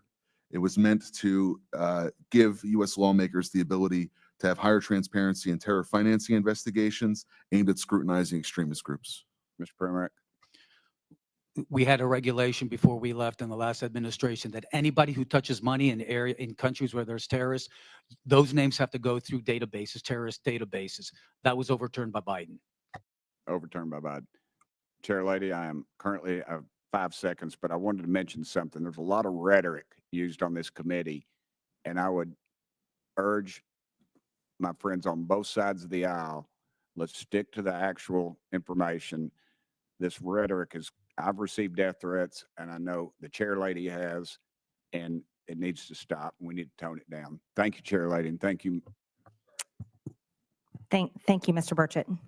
Madam Chairwoman, I'd like to ask for unanimous consent to enter a few items into the record relating to the waivers that have been provided by the secretary. And because Mr. Burchett just went now, there is some reporting, and perhaps he's in the room if he'd like to respond, Madam Chair. In this reporting, it says that Representative Burchett told a reporter that he has a real problem with a report that 2 DOGE employees blocked PEPFAR funding that should have been granted a waiver by the secretary, and said that if it was a mistake, they should have been fired. We also have numerous reports here that these waivers may exist, but they are not being enforced. And there are thousands of federal aid workers across the world right now that are stranded, as well as international aid that is sitting in ports and docks. If you have the documentation without objection. I'm not sure if my name was besmirched. If I'm allowed to respond or not? It's fine either way. No, it's just a report. I'm not. Okay, but anybody that works for the president that goes against what he says, he has a right to fire them. So thank you. Absolutely. I now recognize the gentleman from Texas, Mr. Kassar, for 5 minutes. I'm going to do something that I've never done in a congressional hearing before, and that is plead for help from the American people, plead for help from my Republican colleagues on something that we actually all agree on, because lives are at stake right now. I'm going to start by describing the facts on the ground. Millions of people are at risk of dying of starvation in areas of the world where Democrats and Republicans have already agreed and committed to feeding them with American-grown food for humanitarian reasons and for global stability. But yesterday, I spoke with people in charge of warehouses in Sudan and Ethiopia, warehouses full of food, but because of DOGE, that food is trapped in the warehouse, out of reach of starving and dying moms and kids. In those 2 countries alone, 150,000 children and moms are at risk of dying this month if that food is not delivered from the warehouse to them right up the road. Everyone agrees that's not supposed to happen. Republicans voted for this food, and Democrats voted for this food to get out. Secretary of State Marco Rubio says the food should go out as part of his life-saving waiver. DOGE Chairwoman Marjorie Taylor Greene started this hearing by saying that life-saving food programs should still be running. We have paid for the food, and we have shipped it, and it is sitting trapped in the warehouse because DOGE is blocking the payments needed to get the food out to the people who need it. So here's what that means. It means that kids are dying, and more will die tomorrow of severe acute malnutrition. If you want nightmares, just Google severe acute malnutrition and look at the photos. The way that healthcare workers determine if a kid is dying of this is they measure their bicep. And if their bicep is less than 4.5 inches around, then that means you could die of starvation tomorrow. Think of a kid's arm fitting through this hole. Think of your kid's arm fitting through this hole. These kids could die tomorrow. You've heard today about the waiver for life-saving humanitarian assistance, and all I'm asking is for Rubio's waiver to be made real. People watching at home, you can do something about this. I know many of these hearings are live on Fox News. I'm a Democrat. For many of the people watching, you may not agree with me on many issues, but I think we can all agree that this food needs to get out of the warehouse and to these kids. I've gotten phone calls from conservative friends, people of faith that moved to Africa to live out their faith of I was naked and you clothed me, I was hungry and you fed me, and they agree that this food should be given out. So call your Republican congressperson, call the White House, tell them you know they didn't mean to do this, that this food needs to go out tomorrow. If you're in the press, cover this story. Ask questions about Ethiopia. Ask questions about Sudan. Tell the world about this. And to my Republican colleagues, DOJ is not going to listen to me, but you can fix this. Pick up the phone, make a phone call. Y'all could save lives today. Send an email. Please put politics aside, get the food out of the warehouse, save these kids' lives. You can save these kids' lives. With that, I yield back. The gentleman yields without objection, and I'm entering for the record a post from the World Food Program that states we can confirm that the recent pause concerning in-kind food assistance to WFP purchased from U.S. farmers with Title II funds has been rescinded. This allows for the resumption of food purchases and deliveries under existing USAID agreements. It also enables WFP to continue working with our NGO partners who play a vital role in distributing emergency food assistance to people affected by war, floods, droughts, and other disasters around the world. WFP continues to work closely with the U.S. counterparts and all our donors to ensure consistent, uninterrupted emergency food assistance to hunger hotspots that span Sudan, South Sudan, Gaza, Haiti, and other crisis areas. I now recognize the gentleman, where's my list? Now recognize the gentleman from Missouri, Mr. Burleson, for 5 minutes.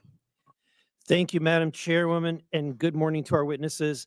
I want to talk a little bit about the difference between real charity and fake charity or phony charity. Real charity is an individual seeing a need, feeling the love in their heart, the compassion for their fellow man, digging money out of their own pocket and giving it to the people in need. Government charity, fake charity, is taking from somebody else and giving it to whoever you think that you want to give it to. Let's call this USAID program for what it actually is. It is a disgraceful betrayal of the American taxpayer. It's all under the guise of being charity, but for years, the Democrats have turned USAID into their personal slush fund, funneling billions of our hard-earned tax dollars into a cesspool of left-wing propaganda, all masquerading under the guise of charitable aid. And what did we get for it? Not stronger allies, not safer borders, and hardly a dime's worth for the American interest. No, we got absurdity for it. Taxpayer cash bankrolling climate activism, DEI, that are frequently at odds with the values and the needs of the countries that we're supposedly aiding. This isn't aid. It's a shakedown of our taxpayers, courtesy of the left-wing bureaucracy working with dark money networks that Mr. O'Neill described so eloquently earlier. Now, I have a question for Mr. Roman. As DOJ has recently brought to the forefront, USAID has often used American tax dollars to push leftist ideology abroad. One of these areas is exporting radical renewable energy agenda, which I believe is not only not in the best interest of the U.S., but it's also detrimental to the very countries that the aid is supposed to be helping, subsidized by anti-competitive energy policy. Can you touch on the impact that this policy has?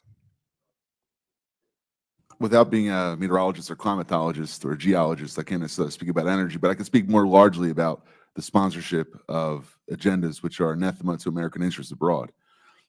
Specifically in the report that we published about 3 weeks ago, we were finding that there were special interests who would come to USAID contract officers. They would make recommendations, and it was basically the granting like a political commissar in the Soviet Union would do to his favorite unit, rather than looking at what was actually good for the United States. Thank you. Mr. Pimarak, it was once quoted by Samantha Power. She declared that USAID is a climate agency. And so DOGE recently canceled 10 climate and clean energy programs, including a nearly $85 million award aimed at increasing, clean energy in Africa. Also, a $18.7 million program for electric vehicles to be adopted in Nepal. My question to you is USAID a climate agency? They wasted a lot of money on it. I can't think of any other agenda that has caused as much poverty and hunger as the climate agenda. For example, the higher energy costs hits the poor the hardest. For poor farmers in Africa that have to rely on natural gas-based fertilizers, it became too expensive, so crop yields just plummeted. And these countries at the same time were prevented from developing their own fossil fuel industries in which they could generate the income to finance their own social services. Thank you. My last question has to do with the promotion of values outside of the values of the United States and Western culture. As a member of Congress, I've had diplomats from other countries come meet with me in my office and beg us to stop using the aid that we're sending to their country as a leverage point to force them into doing things that their countries find abhorrent. One of those is the promotion of abortion. USAID is being used to push ideologies, including abortion ideology, across the globe. In fact, during the Biden administration, one of his first actions was to sign a memorandum reinstituting the foreign aid to abortion programs. But Mr. O'Neill, that jeopardized the same funding that was supposed to be helping people with AIDS. Yeah, we've seen throughout the Biden administration the impact of these far left organizations propped up by the left's dark money network, pushing a host of causes, particularly on abortion.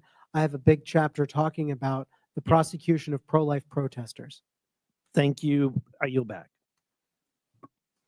I now recognize the gentlelady from Texas, Ms. Crockett, for 5 minutes. Thank you, Madam Chair. I just want to see if we can level set, because I don't know if people truly understand the point of USAID. First of all, can I just ask you really quickly, each of you, yes or no? Do you believe that soft power matters? Yes or no, Mr. Unger? Yes. Yes. Yes. Absolutely. Okay, so for the American people, because I don't know that there's been a conversation about soft power, but soft power is basically our way of building diplomacy around the world. And so how we build that diplomacy probably looks different in every different administration.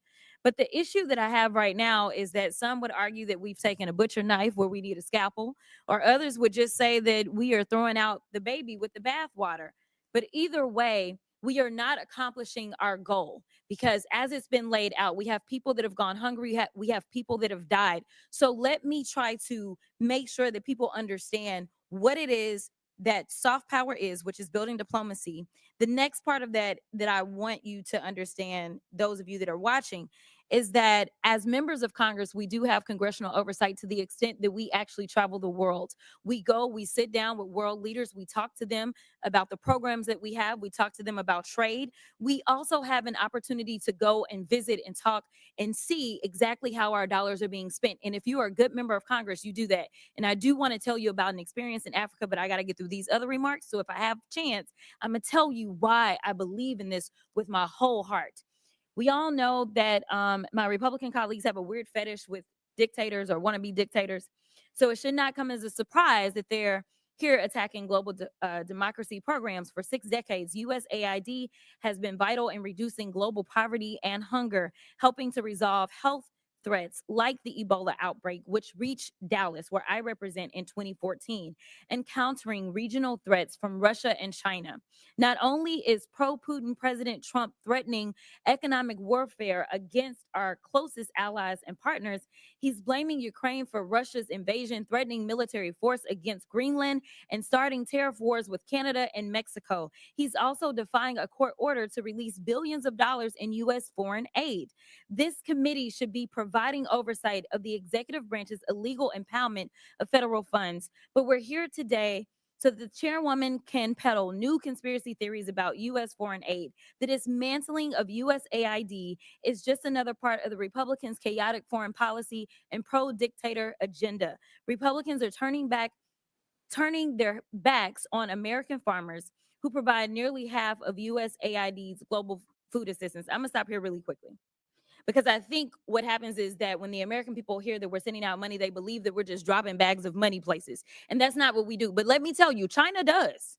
China does. Because I've sat down and I've talked to people, and one of the reasons that we are behind China is because they have argued that there is no red tape. And China is like gangsters. Like, think about the biggest, baddest guy offering you money when you want it, like a loan shark, right? And then when they come back to get their money, they want your firstborn, your secondborn, and everybody else. That is who China is. But a lot of people that are desperate for money, they go for that, because in America, we're going to say, no, no, no. We're going to take care of our farmers. We're going to make sure that our farmers are the ones that are giving you the food. We're going to make sure that if you want arms, those arms are going to come from us. So I want people to understand, we don't just go with black bags and drop off bags of money like that. It's not that simple. But I want to get to a couple of questions because I know I'm running out of time. Mr. Unger, the chairwoman stated that, quote, the federal government has been sending billions after billions of dollars to push left-wing ideology, fund radical extremist groups, and usurp the will of the people abroad and here at home. Is saving 20 million lives through the president's emergency plan for AIDS relief, or PEPFAR, part of some left-wing ideology?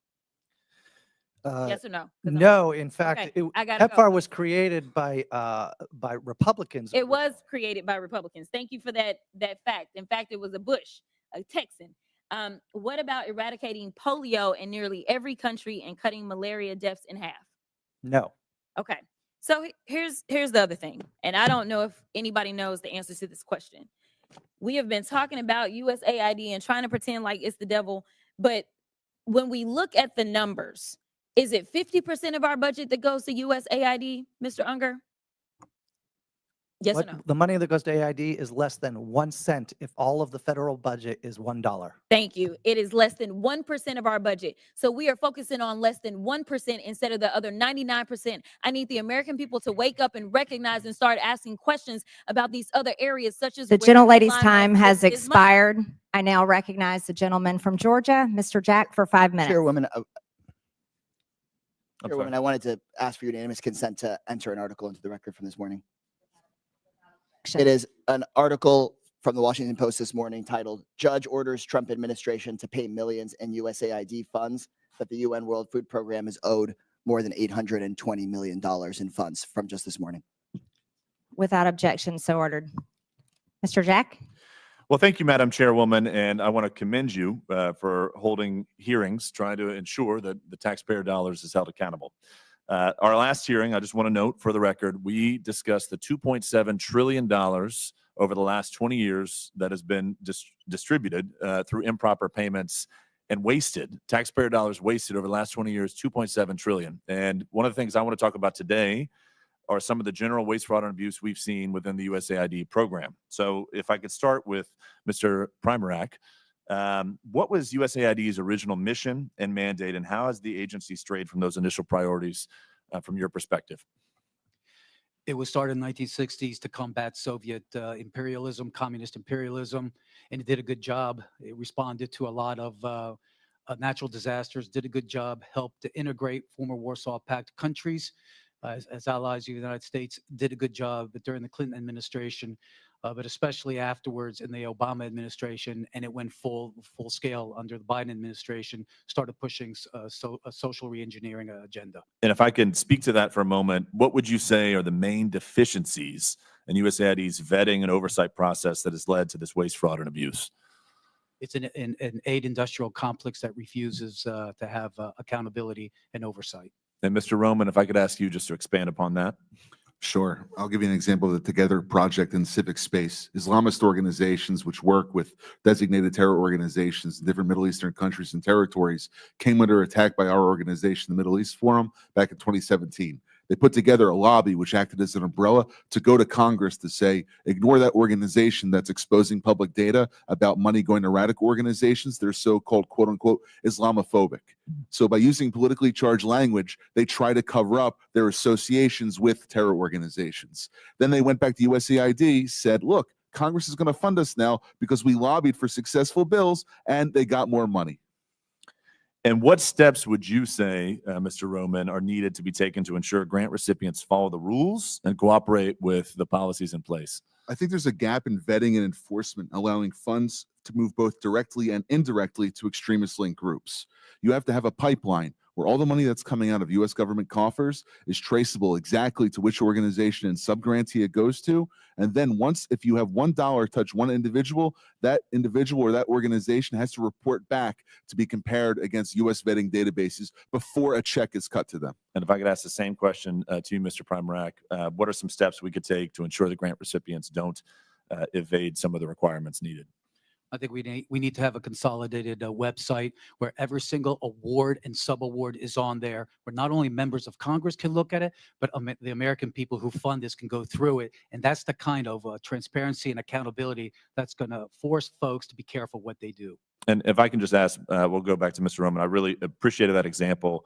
With what time I have left, could you offer any other examples of mechanisms by which entities evaded transparency requirements, something that we all talk about, and we've all seen the egregious spending across the board that's been illuminated by many members of this committee over the last 2 weeks. But when it comes to evading some of these requirements, I want to speak directly to that and enter that into the record to the extent you could share. There's a bifurcation of the problem. One is the organizations which are abusing U.S. taxpayer dollars, but the second is the bureaucrats who are allowing them to get away with it. Sometimes because they're not looking and being blind to the issue.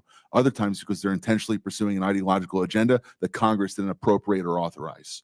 You have to direct funding to have individuals that are getting money to be able to authorize that money, and the reports on the grants that they make after the funding period is over should also be publicly available rather than just how much money was spent.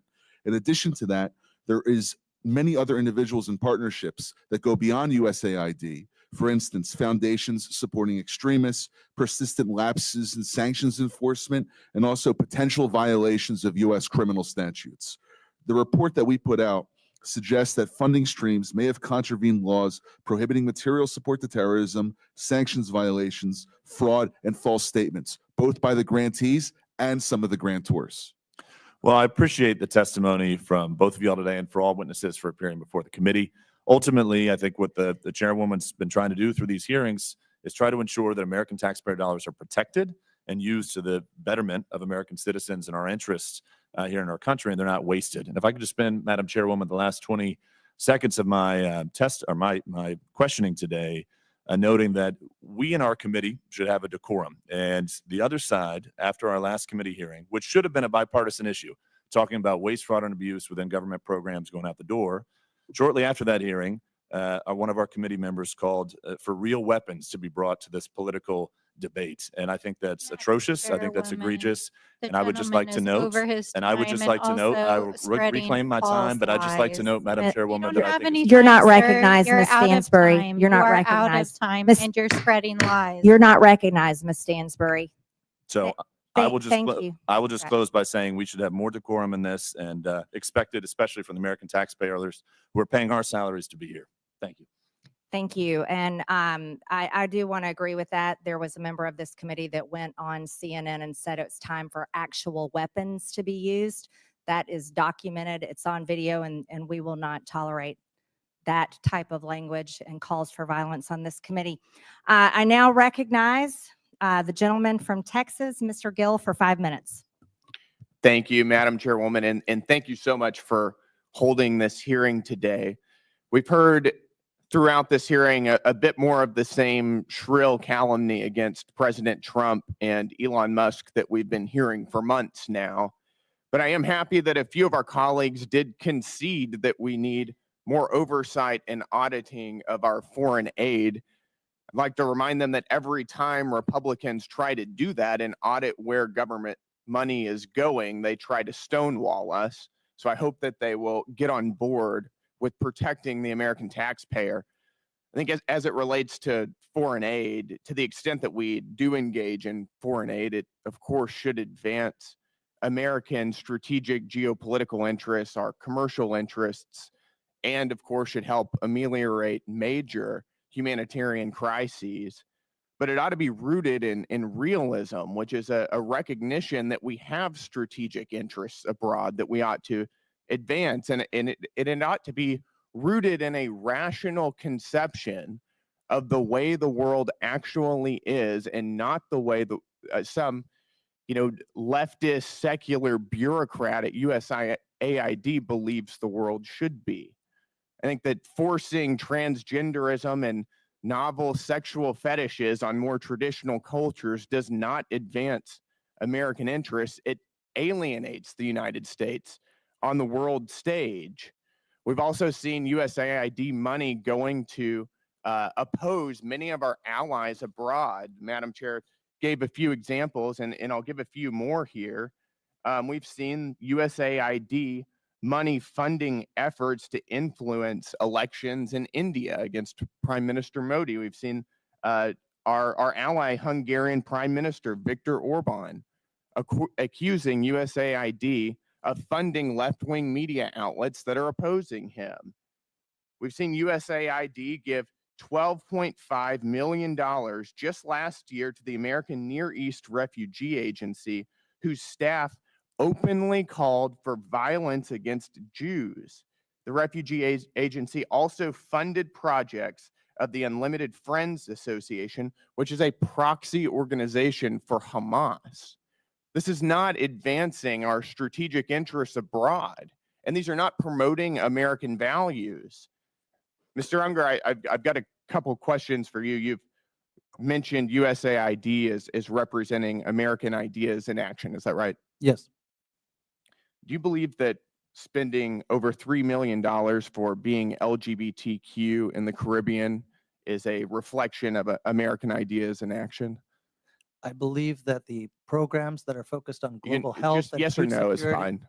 Yes or believe no that will the suffice. programs that in global health and food security and economic growth are No, absolutely I'm in not. the interest I'm of talking people. about being LGBTQ in the Caribbean. Is that a reflection of American values? Yes or no? I believe the programs that you're referring to are a reflection of I'll human take rights. that as a yes. What about spending $70,000 for the production of a DEI musical in Ireland? Is that a reflection of American ideas in action? Yes or no? Yes. Yes. Okay, great.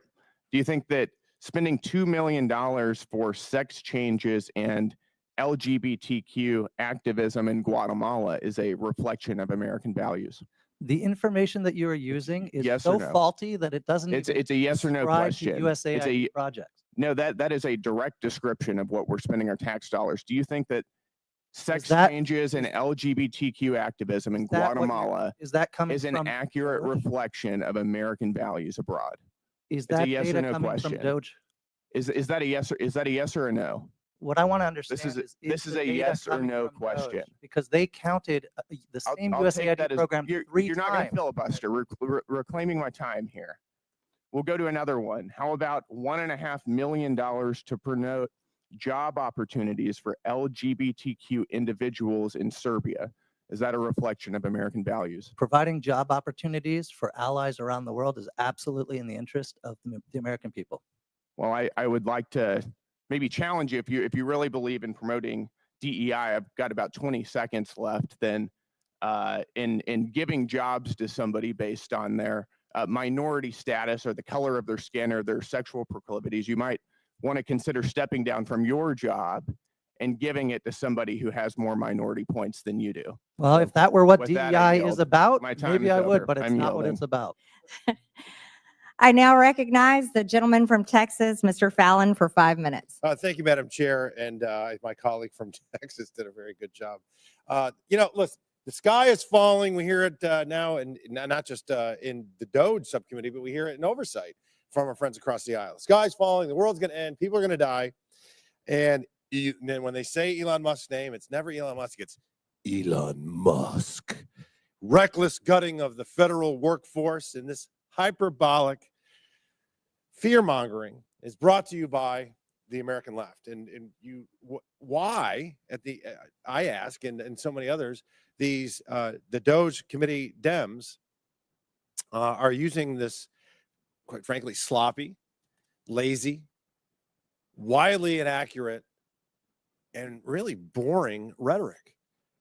Because this administration and this president is finally acting boldly, because so many administrations in the past haven't. They're acting boldly and courageously to ensure, wait for it, that the American taxpayers' dollars fund federal workers that work. I know that may be a radical concept to some. Now, let's set the record straight as well. Secretary Rubio has made it sure he'd issued a blanket waiver for any life-saving aid. I think it's $72 billion that we're spending. Is USAID the perfect vehicle for this aid? Of course not. We found that it isn't. And we also recognize that China has that Belt and Road Initiative, and they're licking their chops. And if we took that $72 billion out, they're going to fill that vacuum. So that's just hyperbolic nonsense that we do not recognize that there's a role to play for the United States in the federal aid space. But what we want to expose is $164 million going to radical organizations, $122 million of it to organizations that have aligned or at least tied to terrorists. So, Mr. Premarak, putting aside the massive issues of handing money over to terrorists and such, can you speak to other ways that our foreign aid has actually hurt United States efforts and interests to counter the malign influences, let's say, of the Chinese Communist Party?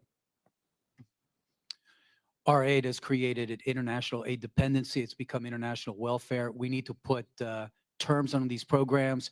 The whole point of this is to help strengthen countries economically, politically, and become strong allies. We don't do that when we celebrate 30, 40, 50 years in a place. That means we are failing. The point of our jobs is to work ourselves out of a job. If we do that, if we focus more on trade, if we focus more on investment, we're going to create the kind of allies in the developing world that'll make us stronger in combating the China challenge. So you're talking about self-sufficiency, it sounds like. You're talking about taking a developing nation and helping it develop.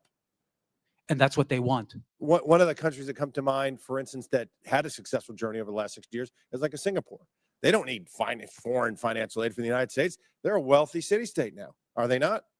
Yeah, countries like South Korea, Taiwan, and other places that benefited. Look at them now. Wild successes. Okay, so also, Mr. Premarak, while I got you, do you know of if USAID sent any funding toward lab research in Wuhan, China? Just what I've seen in the newspapers. Yeah, clearly we shouldn't be sending our foreign aid to China when they're our greatest adversary. Mr. Unger, thank you for being here. Just to follow up on some of the things that Mr. Gill was asking you, 2 million, and this is a source. This is from the Federal Award Identification Number. So this clearly happened on the USspending.gov website. $2 million to quote activity to strengthen trans-led organizations to deliver transgender surgeries. Do you think that's a good use of taxpayer money?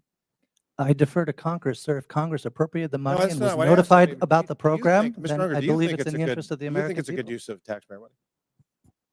I believe it's a good use of taxpayer money for Congress That is to very appropriate telling. I funds. thank you. I yield back to the chair. Thank you. Thank you. In closing, I want to thank our witnesses once again for their testimony today. And Chairman Comer was going to be here but got tied up. I now yield to the ranking member Stansbury for closing remarks. All right. Well, thank you, Madam Chairwoman. It's always a wild adventure here in the Oversight Committee. And as the language was just used, wild and sloppy is not what's happening in this committee, but what Elon Musk and Donald Trump are doing to our foreign affairs and foreign aid. And in fact, if my friends across the aisle would like to understand the real world impacts of the tens of thousands of Americans who've been laid off and the people who are suffering around the world, go home and talk to your own constituents, because we know they're coming to your town halls, and we know that behind closed doors, you are calling the president and you are calling secretaries and telling them that your constituents are upset and that you don't support what they're doing. So I do not appreciate you all sitting here pretending like this is not what you support. Okay. So let's talk a little bit about the gutting of foreign aid and global realignment that's happening under Trump. They're dismantling this agency. They're withholding funds. They're firing tens of thousands of U.S. aid staff. They're hacking federal data systems. They're stranding aid workers across the world. International food aid is rotting in ports. American farmers have lost millions of dollars in income. And a global realignment with our foreign adversaries, including Vladimir Putin, is happening at a scale unlike anything we have seen in American history. And the administration knows that these activities are illegal. They know that they've overstepped their constitutional authority. They know they're violating statutory law. They know they're violating appropriations law. They know that they're violating federal employment laws. And they know that they are reversing American foreign policy in a way that we have never seen before. And Donald Trump and his allies are trying to redefine the Constitution by tweet. They're threatening federal judges, intimidating federal employees, and yes, even members of Congress using the Department of Justice. And why? We don't know, because not a single person from the administration has come here to testify in this committee or in any committee about what Doge and Elon Musk are actually doing. And if you look at the so-called transparency that Elon Musk put online, the math does not add up. Talk about wild and sloppy. Our friends across the aisle like to talk about how he's some sort of genius. And this dude couldn't even post a simple spreadsheet that adds up. It's literally off by tens of billions of dollars. You guys, that's wild. I mean, like literally, that's wild. But in spite of this, our friends across the aisle are acting like everything's normal. And last night, they passed a budget resolution that not only is going to gut Medicaid and Medicare, but is going to make these cuts and federal firing permanent, even though they know it is making America less safe. And in the meantime, Elon Musk is actually awarding himself additional federal contracts. In fact, yesterday it was reported that he gave himself the FAA contract for communications. I mean, you guys, this is like graft, waste, fraud, abuse, all of the things. It's happening in front of your eyes, literally, and they are breaking the law while they cozy up to our foreign adversaries. And I know that Donald Trump thinks that he's a king because his social media, of course, he keeps repeating this. But let me say this to you, Mr. Trump. 250 years ago, the people of this great nation rejected a reckless, abusive king, and we won't go back. And for the thousands of federal workers out there, the aid workers, the advocates, and the people around the world who are impacted by these reckless and heartless and harmful and disgusting cuts that are impacting people across the world, know that we see you, we stand with you, we are fighting for you, we are in the courts, we are in Congress, we are in our communities, and we will hold this administration accountable. And we will not abandon our allies or our humanity. So with that, I say to all of you, be strong. We will fight back. I now recognize myself for closing remarks. And threats against the President of the United States will not be tolerated by anyone. And the math does add up. The United States is 36 trillion in debt. 36 trillion. There's plenty of spreadsheets that show that. As a matter of fact, there's a debt clock. You can watch it continue to tick upwards every single day. In fiscal year 2024, the government spent over 1.8 trillion more than it took in. And in fiscal year 2025, the interest on our debt is expected to exceed $1 trillion. That's everybody. I don't care how you vote.